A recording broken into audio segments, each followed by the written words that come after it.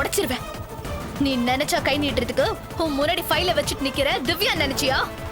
ரோஜாடி ரோஜா. நீங்க அழாதீங்கப்பா, அழாதீங்க. இனிமே நம்ம அழ வேண்டிய அவசியமே இல்ல. என்னம்மா சொல்ற? ஆமாப்பா, வசந்த் நர்மதாவை கல்யாணம் பண்ணிக்க சம்மதிச்சிட்டாரு. உண்மையாவம்மா சொல்ற? நான் பாவி, நிறைய பாவம் பண்ணிட்டேன். நர்மதா வயித்துல வளர்ற குழந்தைய கலைக்காம இருந்ததுக்கு நன்றி. பாவம் அந்த நர்மதா பொண்ணை போய் நான் நடுத்தர நிக்க வைக்க பார்த்தேனே. இப்ப நான் ஊரறிய எல்லாரும் முன்னாடியே நர்மதா கழுத்துல தாலி கட்டி அவளை மனைவியா ஏத்துக்கிறதுக்கு தயாரா இருக்கேன். அப்படி இப்படி என் குணச்சித்திர நடிப்பை கொட்டி தீத்துட்டேன்ல.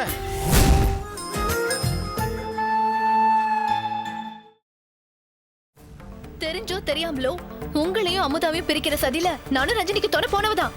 அது தப்புன்னு எனக்கு மனசுல பட்டதுக்கு அப்புறம் அவகிட்ட இருந்து நான் விலகிட்டேன். அதனால அவளை பத்தி உங்ககிட்ட எச்சரிச்சேன். அத நீங்க நம்பாட்டி கூட பரவாயில்ல. அத பத்தி அவகிட்ட நேரடியா கேட்டு அதுக்கு அவ சொன்ன விளக்கத்தையும் நம்பி வந்து என்கிட்ட கேக்குறீங்க பாருங்க. அதான் எனக்கு வேதனையா இருக்கு.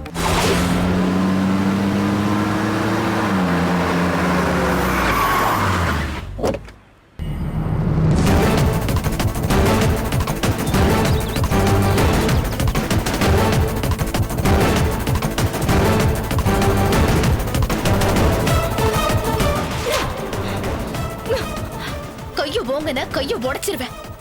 நீ நினைச்சா கை நீட்டுறதுக்கு உன் முன்னாடி ஃபைல வச்சுட்டு நிக்கிற திவ்யா நினைச்சியா? ரோஜாடி ரோஜா. ஏய், நீ யாரா எனக்கு என்னடி? என்ன எதிர்க்கிற எல்லாருமே எனக்கு ஒண்ணுதான். ஏய், ரோட்ல நின்னு உன்கிட்ட தகராறு பண்ற அளவுக்கு நான் ஒன்னும் உன்ன மாதிரி லோக்கல் கிடையாது. நான் வரேன். அப்போ நான் லோக்கலா? ஏய் நில்லுடி. ஏய் நில்லுங்கறல. பாருங்க சிவா, எப்படி பிஹேவ் பண்றா, எப்படி பேசிட்டு போறான்னு. அவளுக்கு பைத்தியம் பிடிச்சிருச்சு, மென்டல் ஆயிட்டா. அவ நல்லவதானே உங்களை நம்ப வைக்க பாக்குறா. இப்ப நான் வருவேன்னா அவ எதிர்பார்க்கவே இல்ல. அதான் இப்படி ஓடுறா. எங்களை வீட்டை விட்டு துரத்திட்டு என்னையும் எங்க அப்பாவையும் பிரிச்சு எங்க சொத்தை எல்லாம் அடை பாக்குறது அவ்வளவு அவ குடும்பத்துல இருக்கிறவங்களும். அதுதான் உண்மை. இது பாருங்க சிவா, நம்ம மரியாதையை நாம தான் காப்பாத்திக்கணும். நம்மள படிச்சவங்க. நீங்க அவளை இக்னோர் பண்ணிடுங்க. அப்படி இல்லைன்னா என்ன இக்னோர் பண்ணுங்க. என்ன ரஜினி, நீங்களும் அவ்வளவு ஒண்ணா? யார் அந்த ரோஜா? எனக்கு உங்களாலதான் அவளை தெரியும். அவ ஒரு ஜஸ்ட் என்ன சொல்றதுனே தெரியல. ஆனா நீங்க அப்படி இல்ல. உங்களை போய் அவளோட கம்பேர் பண்ணி பாக்குறீங்க. உங்களை வீட்டை விட்டு விரட்டின அவளை நான் எப்படிங்க நம்புவேன்? தேங்க்ஸ் சிவா. ஓகே ரஜினி.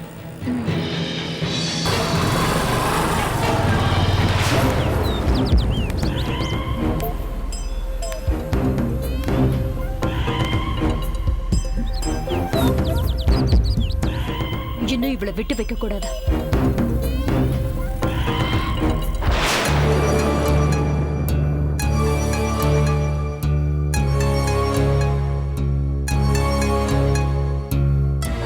என்னாச்சுங்க இவளுக்கு? ஏதோ சித்தாள் வேலைக்கு போய் செங்கலை சுமத்துட்டு வந்த மாதிரி இருக்கா. இவளை என்ன ஏதுன்னு கேளுங்க.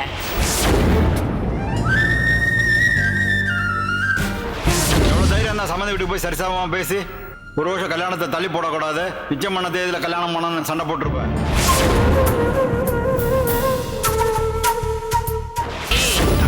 தங்கம், அவளே ஜுரத்துல இருக்கா, நீ வேற அவளை போய்.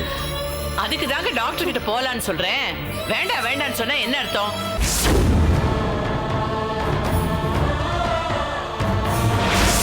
என் பொண்ணே இல்லம்மா, எவனோ தின்னுட்டு தூக்கி போட்டு போனது எச்ச.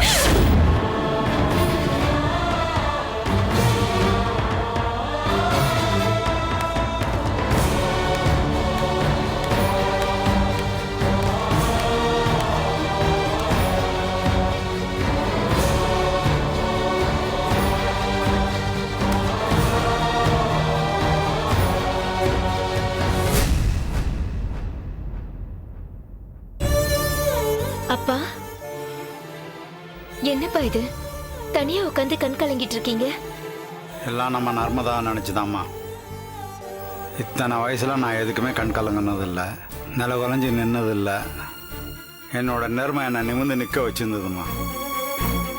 பெத்த பொண்ணால கூனி குறுகி போய் நிற்கிறேன். கல்யாணம் ஆகி இத்தனை வருஷத்துல உங்கள் அம்மாகிட்ட ஒரு பொய் கூட நான் சொன்னதில்லை. எந்த விஷயத்தையுமே நான் மறைச்சதில்லை. இப்போ இவ்வளோ பெரிய விஷயத்தை மறைக்க முடியாமல் மறைச்சி, சமாளிக்க முடியாமல் சமாளிச்சுக்கிட்டு, தொட்டதுக்கெல்லாம் போய் சொல்லிக்கிட்டு முடியலம்மா. என்னால் முடியவே இல்லை. பெரிய பாறாங்கல்லத்துக்கு என் நெஞ்சு மேலே வச்ச மாதிரி இருக்குமா. மூச்சு விட கூட முடியலம்மா. நீங்க அழாதீங்கப்பா, அழாதீங்க. இனிமே நம்ம அழ வேண்டிய அவசியமே இல்ல. என்னம்மா சொல்ற? ஆமாப்பா, வசந்த் நர்மதாவை கல்யாணம் பண்ணிக்க சம்மதிச்சிட்டாரு. உண்மையாவம்மா சொல்ற? ஆமாப்பா, நான் நேத்து ஈவினிங் வசந்த பார்த்து பேசினேப்பா. பிளாட்ஃபார்ம் பிள்ளையார் முன்னாடி வச்சு கூட நான் நர்மதாவை கல்யாணம் பண்ணிக்கிறேன்னு சத்தியம் பண்ணாருப்பா. கடவுளே, அந்த விக்னேஸ்வரன் தான் நம்ம விக்னங்களெல்லாம் தீர்த்து வச்சிருக்காரு. நம்ம பிரார்த்தனை வீண் போகலம்மா. இந்த பிள்ளையார் தான் நம்ம பிரச்சனைகள்லாம் தீர்த்துட்டாரு. மழை போல வந்த கஷ்டமெல்லாம் பனி போல போயிடுச்சுமா. அது மட்டும் இல்லப்பா, அவர் சொன்னதெல்லாம் கேட்டீங்கன்னா நீங்க ரொம்ப சந்தோஷப்படுவீங்க. கல்யாணம்னா என்ன, ஆம்பளை வாழ்க்கையில கல்யாணம் எவ்வளவு முக்கியங்கிறத நர்மதா புரிய வச்சா. குழந்தைனா என்ன, குடும்பம்னா என்னங்கறத உங்க அப்பா புரிய வச்சாருன்னு சொன்னாருப்பா. உங்க எல்லாராலையும் தான் நான் மனுஷனா மாறி இருக்கேன். நீங்க எல்லாரும் இல்லைன்னா நான் என் குழந்தைய இழந்திருப்பேன்னு சொன்னாருப்பா. உங்க எல்லாரையும் நான் எவ்வளவோ அசிங்கப்படுத்திருக்கேன், அவமானப்படுத்திருக்கேன். அதுக்கு நீங்க எல்லாரும் என்ன மன்னிச்சிடுங்கன்னு என்கிட்ட மன்னிப்பு கூட கேட்டாருப்பா. விக்னேஸ்வரா, ரொம்ப சந்தோஷம்பா. இப்போவாவது அவருக்கு நல்ல புத்தியை கொடுத்தியே. நான் உடனே கல்யாண ஏற்பாடெல்லாம் பண்றேன்னு சொன்னேன். அதெல்லாம் ஒரு ஏற்பாடும் பண்ண வேண்டாம். நர்மதாவை நடு தெருவுல நிறுத்துறேன்னு சவால் விட்டேன். ஆனா இப்ப அதே நடு தெருவுல நர்மதா கழுத்துல தாலியை கட்டி அவளை என் பொண்டாட்டியை ஏத்துக்கிறேன்னு சொன்னாருப்பா. ரொம்ப சந்தோஷம்மா. உடனடியா ஒரு நல்ல நாள் பார்த்து யாருக்கும் தெரியாம இந்த கல்யாணத்தை நடத்தி முடிச்சிடணும்பா. ஆமாம்மா. நர்மதா கழுத்துல தாலி முதல்ல ஏறட்டும், அதுக்கப்புறம் பொறுமையா அம்மாக்கு இந்த விஷயத்தை பத்தி எடுத்து சொல்லலாம். சரிம்மா. ஆமாப்பா, எங்க அம்மாவையும் நர்மதாவையும் காணும்? ஏம்மா, இவ்வளோ பெரிய விஷயத்த அம்மா வச்சுட்டு நம்ம வெளிப்படையாக பேச முடியுமா? அம்மா கோயிலுக்கு போயிருக்கா. நர்மதாவோட ஃப்ரெண்டு நித்யாவுக்கு கோயம்புத்தூரில் கல்யாணம். குடும்பத்தோடு வரணும்னு பத்திரிக்கை வச்சு கூப்பிட்டா. நம்ம குடும்பத்தோடு போகிற மாதிரி நிலைமையில இருக்கோம். நான் நர்மதா மட்டும் அனுப்பி வைக்கிறேம்மான்னு அன்றைக்கே சொல்லிட்டேன். உங்கள் அம்மா தனியாக அனுப்ப மாட்டேன்னு சொன்னா, நர்மதாவும் போகலன்னு சொன்னா. நான் தான் பேசி சமாதானப்படுத்தி ஒரு மாறுதலாக இருக்குமே அனுப்பி வச்சேன். அதுவும் நல்லதுதான்ப்பா. நம்ம உடனே ஒரு நல்ல முகூர்த்த நாளா பார்த்து ஃபிக்ஸ் பண்ணிடலாம்ப்பா. இப்போவே பார்த்துடலாம்மா.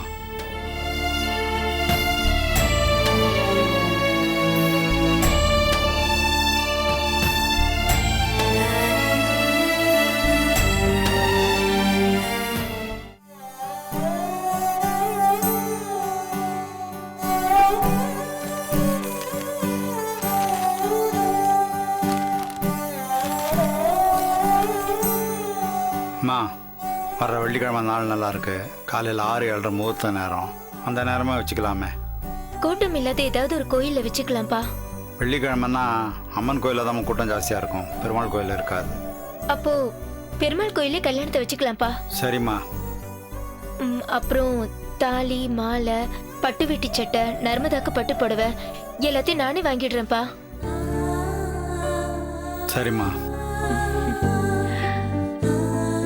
என்னப்பா? ஒன்றும் இல்லைம்மா. உன் கல்யாணத்தை ஊரே நடத்தி பார்க்கணுன்னு ஆசைப்பட்டேன். அது நடக்கலை. 1 வருஷம் தள்ளி போயிடுச்சு. உன் தங்கச்சி கல்யாணம் ஊரில் ஒருத்தருக்கும் தெரியாமல் நடக்க போகுது. அதுவும் பெத்த தாய்க்கே தெரியாமல் நடக்க போகுது. அம்மா, உன் தங்கச்சியை நீ கரை சேர்த்துருவ. உன்னை நான் எப்பமா கரை சேர்க்க போகிறேன்? நீங்க கவலைப்படாதீங்கப்பா. எது எப்ப நடக்கணுமோ அப்பதான் நடக்கும். முதல்ல நர்மதா கல்யாணம் நடக்கட்டும். இப்ப அதுதானே முக்கியம். ஆமாம்மா, அதுதான் முக்கியம்.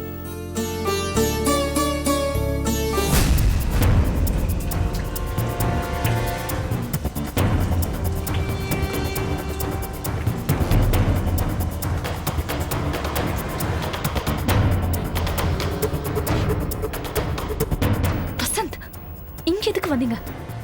உன்னை வேற எங்க பாக்குறது? வீட்ல யாராவது இருந்தா சொல்லு, வேணா வெளியே போய் பேசுவோம். பரவாயில்ல பரவாயில்ல, சொல்லுங்க. அடப்பட்ட புலி மாதிரி இருக்க போல இருக்கு. கூண்டுல அடப்பட்டாலே புலிக்கு ஆக்ரோஷம் அதிகமா இருக்கும்.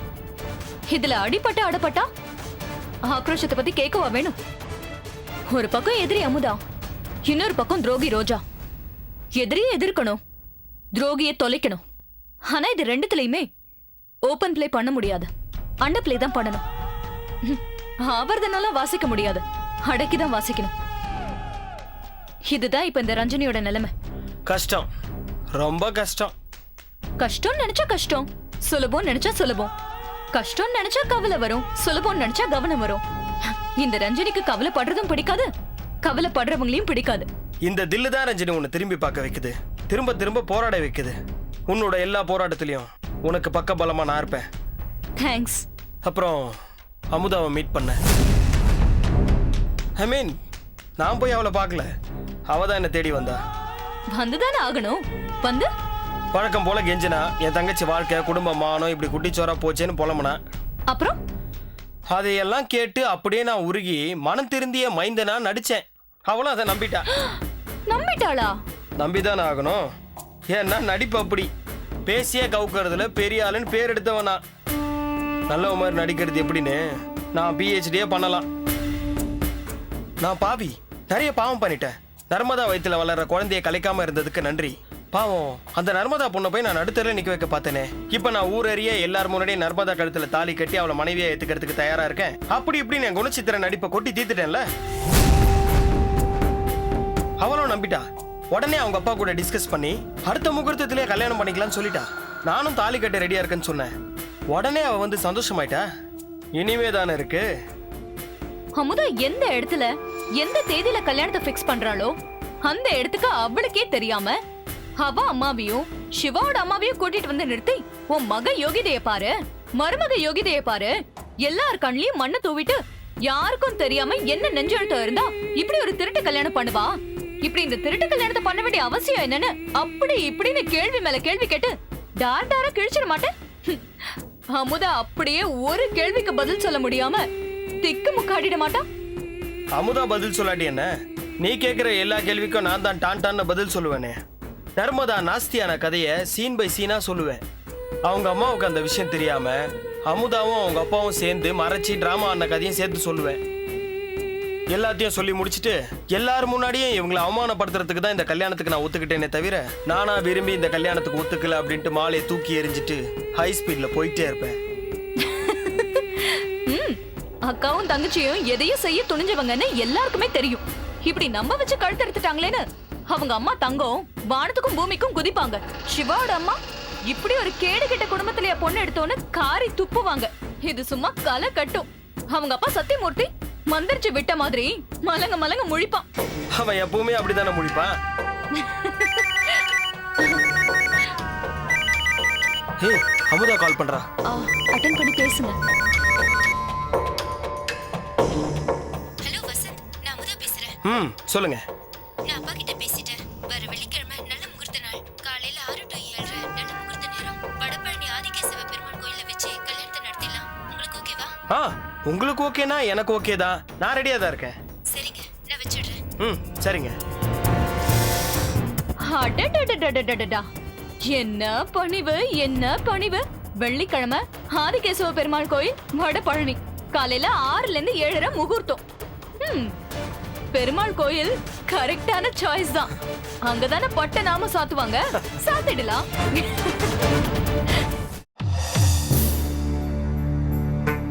அப்பா வாங்கப்பா, நர்மதா கல்யாணத்துக்கு தேவையானதெல்லாம் வாங்கிட்டேன். உட்காருங்கப்பா.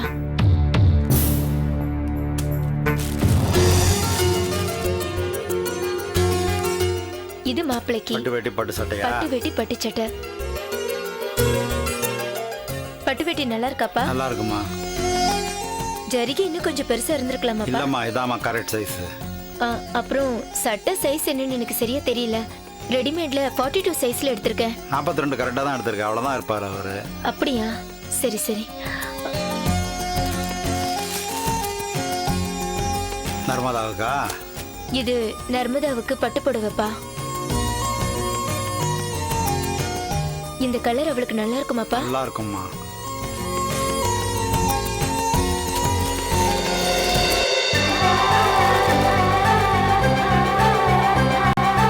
இந்தாங்கப்பா தாலி.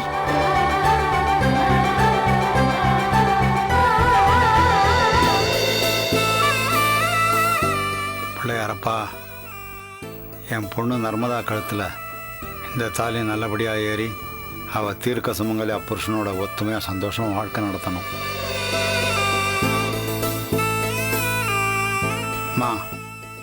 மாப்பிள்ளையும் பொண்ணையும் அழைச்சிக்கிட்டு குடும்பத்தோட எல்லாருமா சேர்ந்து கடையா ஏறி பார்த்து வாங்க வேண்டிய எல்லாத்தையும் நீ தனி மனுஷியா வாங்கியிருக்கிய. உனக்கு அவ்வளோ கஷ்டமா இருந்திருக்கும். அதெல்லாம் ஒண்ணும் இல்லப்பா, நான் சந்தோஷமா தான் வாங்கிட்டு வந்தேன். நீ சந்தோஷமாக நிறைஞ்ச மனசோட தான் வாங்கியிருப்பேன்னு எனக்கு நல்லா தெரியும்மா. ஆனால் ஒன்றொன்றும் பார்த்து பார்த்து வாங்கும்போது கூட அப்பா இல்லையே, அம்மா இல்லையே, நர்மதா இல்லையேன்னு ரொம்ப கஷ்டப்பட்டிருப்பேன். அதை நினச்சதாம்மா எனக்கு ரொம்ப கஷ்டமாக இருக்கு. தனியா கடைக்கு போய் வாங்கும்போது எனக்கும் கஷ்டமா தான் இருந்துச்சு. ஆனா கஷ்டத்தை விட பயந்தாப்பா அதிகமா இருந்துச்சு. ஏம்மா? இல்ல, யாராவது என்ன பார்த்து என்ன அமுதா தனியா வந்து கல்யாணத்துக்கு வேண்டிய பொருள் எல்லாம் வாங்குறியேன்னு கேட்டா நான் என்னப்பா பதில் சொல்றது? அதை நினைச்சுதான்ப்பா பயந்து போயிட்டேன். சரி, அவங்க என்கிட்ட கேட்டா கூட பரவாயில்ல, அதை விட்டுட்டு அம்மா கிட்ட வந்து என்னங்க உங்க பொண்ணு அமுதா கல்யாணத்துக்கு தேவையான பொருள் எல்லாம் வாங்கினாலேன்னு கேட்டா என்னப்பா ஆகுறது? அதை நினைச்சு நான் ரொம்ப பயந்துட்டேன்ப்பா. அம்மா, உனக்கு அடுத்து நர்மதா பிறந்தபோது 2வதும் பொண்ணாக பிறந்துருச்சே, ஒரு ஆண் வாரிசு நமக்கு இல்லையேன்னு சராசரி தகப்பனுக்குரிய ஏக்கம் எனக்கு வந்துச்சுமா. ஆனால் பொண்ணுக்கு பொண்ணா பையனுக்கு பையனா நீ இருக்கிறத நினச்சி எனக்கு ரொம்ப பெருமையாக இருக்குமா. அமுதா, ஏ அமுதா, அம்மா அம்மா வாரா, எடுத்து வச்சிரு சீக்கிரம் சீக்கிரம்.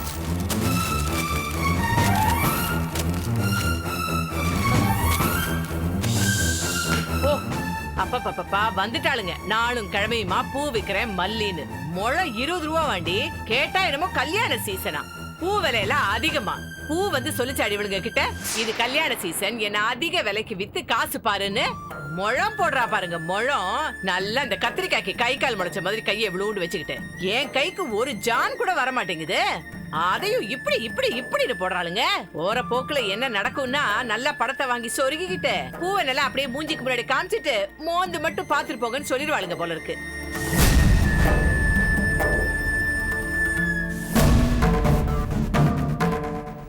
என்ன மொழியே சரியில்லையே. அப்பனும் பொண்ணு எதையோ திருடிட்டு மாட்டிக்கிட்ட மாதிரி நிக்கிறீங்க. அடியே, உங்க அப்பா எப்பவுமே இப்படியே தாண்டி முழிப்பாரு. ஆனா உனக்கு என்னடி ஆச்சு? நீ ஏன் இப்படி முழிக்கிற? அதெல்லாம் ஒண்ணு இல்லம்மா, நான் எப்பவும் போல தானே பாக்குறேன். எப்பவும் போல பாக்குறியா? ஐய தள்ளு. ஏங்க, உங்களுக்கு எத்தனை தடவை சொல்லிருக்கேன், பேப்பரை படிச்சா ஒழுங்கா அழகா மடிச்சு வைக்க மாட்டீங்களா? இப்படியா பப்பர பேர பரப்பி வச்சிருப்பீங்க? தள்ளு. வேணாம் தாங்க, நான் இன்னும் படிச்சு முடிக்கல. நான் படிச்சுட்டு மடிச்சு வைக்கிறேன். படிச்சு முடிக்கலையா? நீங்க என்ன படிக்கிறீங்க? இது நியூஸ் பேப்பரா இல்ல பரீட்சைக்கு உட்கார்ந்து படிக்கிற கேள்வி பதில் பேப்பரா? இப்படி படிச்சு தொலைக்கிறீங்க. ஏய், சொல்ல மறந்துட்டேன், இன்னைக்கு பூர நட்சத்திரம், அதாவது உன் ஜென்ம நட்சத்திரம்.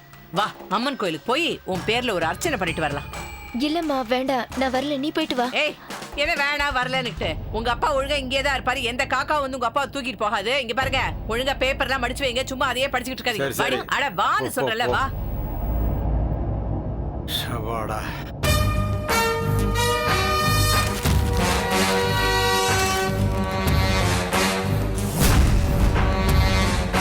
தங்கம் திரும்பி வந்து தாலி புடவையை பார்த்து விட்டால் என்ன நடக்குமோ?